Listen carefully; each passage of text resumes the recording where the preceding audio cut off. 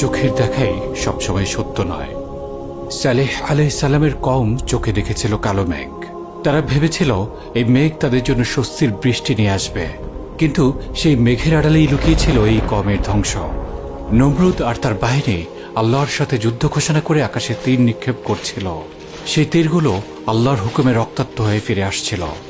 নমরুদের চোখের দেখা মিথ্যা ছিল।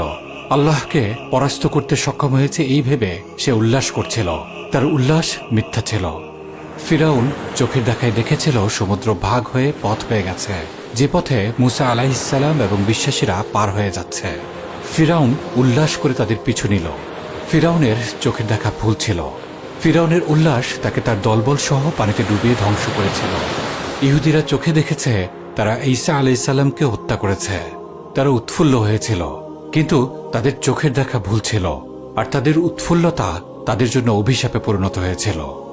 আব্রাহা চোখে দেখেছিল আল্লাহর ঘর কাবা আর তার বিশাল বাহিনীর সামনে বাধা দেওয়ার মতো কেউই নেই।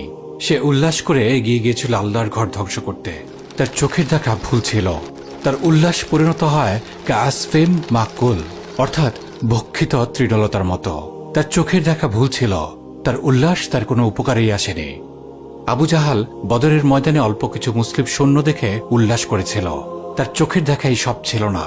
সে দেখেনি আকাশ থেকে নেমে আসা আলফিন মালাইকা।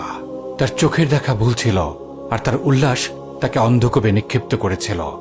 অতঃপর আজ যারা নিজেদের চোখে কাফেরদের জাকজমক, শান শওকত আর শক্তি ক্ষমতা দেখে উৎফুল্ল হচ্ছে, তাদের বিজ্ঞান, প্রযুক্তি আর উন্নতি দেখে ইসলামকে পাশে সরিয়ে রেখে তাদের আদর্শ গ্রহণ করছে, শীঘ্রই তারা জানতে পারবে তাদের চোখের দেখা ভুল ছিল, আর তাদের এই উল্লাস তাদের কোনো উপকারেই আসবে না। তারা কি জানে না যে ফাইন্নাল্লাহা আদুউল লিল কাফিরিন, নিশ্চয়ই আল্লাহ কাফিরদের শত্রু।